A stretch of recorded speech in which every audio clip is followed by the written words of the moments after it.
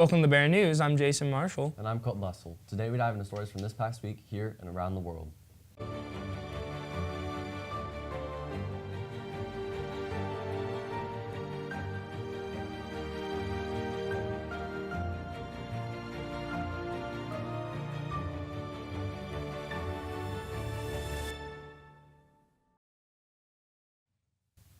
Chaos continues to erupt as Trump pushes for more tariffs. A new 25% tariff on all steel and aluminum imports has been put into place this week. Wednesday, the EU stated it would impose counter tariffs on U.S. goods starting in April. Experts are calling this a global trade war, causing tariffs to be paused for the auto industry and car prices being raised. U.S. Senator Ron Wyden has some major concerns about government funding. The troubled Republican members of government. What I think is Elon Musk is on his way to privatizing Social Security. If you combine what's going on now in terms of the cutbacks and taking the role of government smaller and smaller and probably going to private contractors, that's what's at stake. He's already been talking about comparing Social Security to a Ponzi scheme. I think his remarks in the last week or so are a prelude to privatization. Elon has made the claim that he wants to target a huge waste of our budget referencing Social Security, Medicaid, and Medicare cutting funds for these programs could have lasting consequences on the U.S. economy and lives of people who rely on those services. Southwest Airlines is getting rid of one of their best deals in removing free checked bags. The airline is getting rid of their trademark perk just months after getting rid of their open seating policy. On Tuesday, the airline stated they will begin charging flyers first and second checked bags starting on May 28th. However, people who are members of the Southwest A-List loyalty program and people traveling on a business expense will be waived of these fees. The development continues to follows Elliott's Investment Management, a $1.9 billion stake in the carriers last year. On Monday, United States oil tanker and cargo vessel crashed in the North Sea off the coast of eastern England. The U.S.-flagged tanker carrying jet fuel and a container ship made the head-on collision, triggering multiple explosions following the collision. One cargo ship crew member is missing, with rescue efforts continuing. The surrounding waters of the wreckage site have set proximity restrictions due to toxic air and chemicals in the ocean. Roughly 20,000 government workers have been fired since the federal layoff began, and 75,000 other workers have accepted offers for deferred buyout. Veterans make up 30% of the 2 million civilian government employees, causing them to feel the weight of the recent layoffs. The Trump administration has not said how many veterans have been impacted by the layoffs, but sources estimate several thousand veterans have been fired across the administration. Veterans advocacy groups and lawmakers have voiced concern over the unfair impact these layoffs may have on former service members. Many veterans turn to federal jobs after their military service, relying on government employment for stability, benefits, and a sense of continued public service. The layoffs have affected agencies across the federal government, including the Department of Veterans Affairs, the Department of Defense, and the Department of Homeland Security, all of which employ a significant number of veterans. Sub-agencies have attempted to shield veterans from the worst of the cuts, but many workers with decades of experience have still found themselves out of a job. Meanwhile, organizations that support transitioning service members are bracing for an increase in demand for assistance with job placement, housing support, and mental health services. The past Monday, a Texas middle school was put on lockdown when a fight between two students escalated. 14-year-old Serenity Baker was stabbed and killed by a fellow classmate on campus. Baker was taken to a local medical center in critical condition where she was pronounced dead just an hour following the stabbing. The suspect was taken into custody by Killeen ISD officer at the scene. Family, friends, and classmates gathered later this week to honor Baker's life. Classes will not resume until March 24th following the district's spring break. A dating app led to a disaster as police searched for the remains of 16-year-old Miranda Corsett. Corsett met up with 35-year-old Stephen Gress after matching with him on a dating app. Florida police found Corsett's body dismembered in a dumpster over a week following a missing persons alert filed in Mississippi. Authorities believe Gress and his partner used the dating app to lure Corsett into their home, where they kept her for a week. Honestly, like, you hear about that in the movies, or on the news, obviously, but to hear that happened 2 doors down from us, I'm just really in shock right now. Both Gressa and his partner are now in custody facing murder and kidnapping charges. Fentanyl death cases continue to rise in the United States in both adults and children. Earlier this month, a young New York boy was found unresponsive and foaming at the mouth and later pronounced dead. When the boy's parents were questioned about substances within the home, they admitted to possessing fentanyl.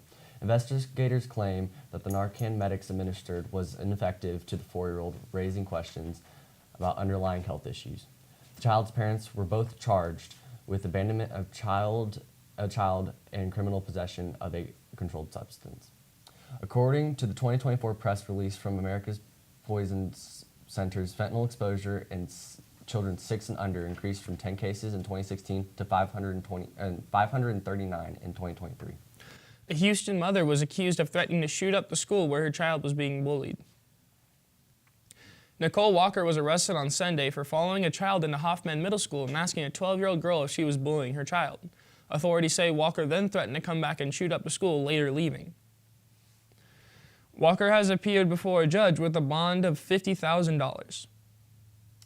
Protesters in Florida are advocating to own chickens.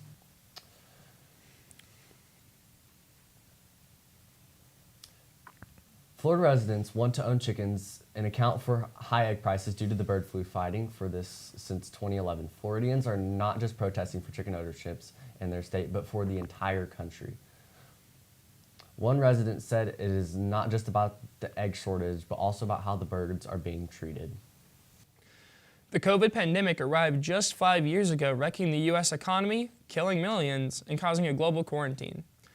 The coronavirus can affect people for more than a month before the virus enters the body, and the virus lingers for months or years after contracting it. Over 7 million people have passed away from the coronavirus since the outbreak 5 years ago. The whole world went into lockdown, making it hard for people to buy houses, financially support their families, and forcing thousands of businesses to close their doors permanently. COVID-19 could be considered one of the worst virus outbreaks in history, and the whole world still feels its impact 5 years later. Noble Police Department is getting 2 new officers, but instead of 2 legs, they have 4. Suki and Django are Noble PD's newest officers. Suki is a German Shorthair Pointer, and Django is a German Shepherd. Both pups are trained in drug detection and tracking, and Suki is also trained in recovery. The community will start to see them both around May of this year. Since his hospitalization 3 weeks ago, Pope Francis is responding well to treatment. In recent days, the Pope has been fighting bronchitis, pneumonia, and a breathing crisis. After being hospitalized and put on treatments, Francis has been responding well and is now no longer in imminent danger, and doctors have lifted the prognosis. During the Pope's illness, he said he is still governing the Catholic Church. However, doctors are taking precautions. According to the Vatican, on Monday, the Pope is able to take part in spiritual exercises, but is still doing respiratory and motor exercises and eating solid foods prescribed by doctors. Get ready, the first total lunar eclipse seen in 3 years in the U.S. is this week on March 13th and 14th. The moon will be beautiful red color, and the phenomenon rarely occurs when the sun and moon perfectly align with Earth in the middle. The totality will be on the 14th at 2:26 a.m. to 3:31 a.m. A homeowner in Pennsylvania is a little creeped out about a kid calling themselves the Box Demon. The Pennsylvania homeowner is reported to the police. A kid walked up to their door, left a gift, and then stated they were the Box Demon in a Ring camera and left. I am the Box Demon. I believe this box is a gift for you. It's just some kid messing around. Creepy or funny, you can be the judge. Now joining us for sports is Bear News' very own Adeline Burnett. Noble Baseball had a doubleheader on Monday at home against John Marshall. The Bears dominated both games. The first game ended in a 19-0 win, and the second shutdown ended in a 17-0 win. Following the big win last weekend in the Cleveland tournament, Noble Boys Soccer had their first home game win against Dell City. The boys reigned in a victory with a 10-0 win. Oklahoma women's gymnastics one last time in the Lloyd Noble Center for senior night, hosting the Michigan Wolverines. Friday's meet honored the amazing career of 4 seniors, Jordan Bowers, Audrey Davis, Danae Fletcher, and Danielle Sievers. This group has a collective 138 career wins, an undefeated 44-0 home record, and 18 All-American honors. For senior night, the Sooners reached their season high score of 198. The Oklahoma Sooners women basketball team advanced to the SEC semifinals after a 4-point win against Kentucky, placing them top 5 in the SEC conference. In the semifinals, the Sooners had a devastating 20-point loss against South Carolina. Thank you for watching Bear News. I'm Jason Marshall. And I'm Adeline Burnett, signing off.